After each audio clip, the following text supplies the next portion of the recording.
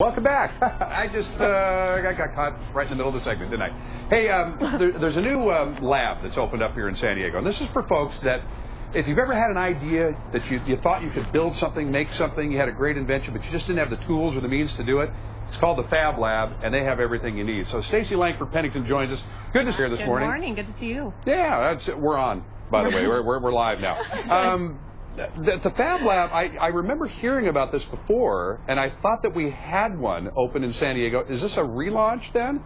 Yes, it's a relaunch of the Fab Lab because they've moved into Maker's Quarter. Oh, okay. So, and this is a great place to move into because this is where there's a little quarter of San Diego where there's all kinds of creativity going on. Yeah. And things happening there. So it's kind of people of like minds and creativity in a gathering in a section of town. So that's very cool. Yes, we're thrilled. Maker's Quarter is a neighborhood within East Village.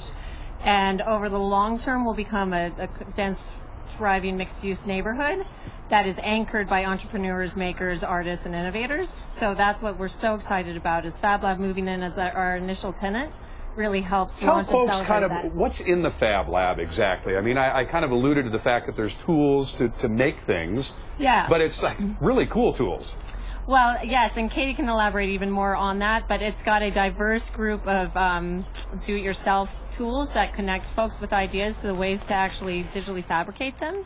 That includes the 3D printer, but that's only one among many different options. Now, folks are watching right now, and they say, look, I've been looking for the right tools to get this invention that I have in mind done. And not anybody can just walk in and start, using the equipment in there, right? Well, you become a member of Fab Lab, and then you basically can. And that's the model of Fab Lab and these different maker spaces, is that it's membership based. So once you become a member, you can benefit from all the courses that they have and the programs and the tools that they have. That otherwise individuals don't necessarily have the resources, even though they have the great ideas, to go out and buy on their own. Right, absolutely. Well, let me talk to Katie for a second. Katie, how did you find Fab Lab? I'm the director of Fab Lab. Well, I mean, I co-founded it 7 years ago. So the idea came up out of a need, obviously. Yeah. We really had this dream that people around the world could unlock the ideas in their minds if they had the tools and the training and the mentorship to be able to do exactly that. So we've recently relaunched, as you said, in Maker's Quarter, which we're very happy about, and we've even brought an interesting invention that was created by one of our members and kind of our in-house guru of 3D printing. Would that be TJ over here? Oh, TJ is also a part of Maker's Quarter, and he makes some wonderful textile-related items that he can show to you. Well, let me talk to a maker then. Okay, absolutely. How did you find them in the first place? I'm actually a part of Moniker Warehouse that's separate from Fab Lab, but we're in the same neighborhood. Okay. Yeah. So what idea did you have, and where were you coming up short for being able to actually get it done?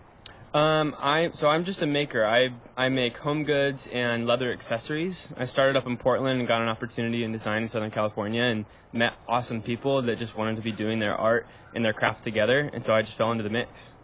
And so it's a community then?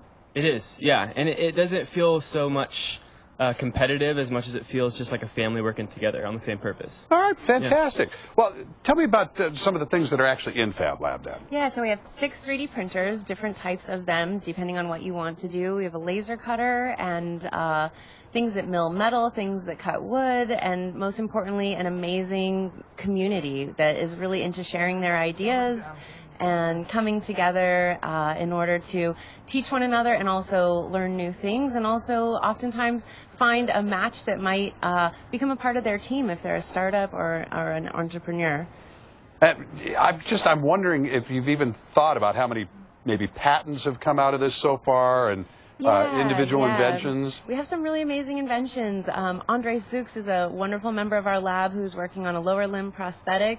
Lucy Beer has invented 3D printed shoes that she's actually now has her seed funding and is off and running. Tyler McGahee is working on a drone that actually follows action sports people and photographs them as they're in the water or down the slopes. This is great stuff. And the list goes on and on. It's really exciting. It's fantastic. Yeah. Thank you so much. It's just great.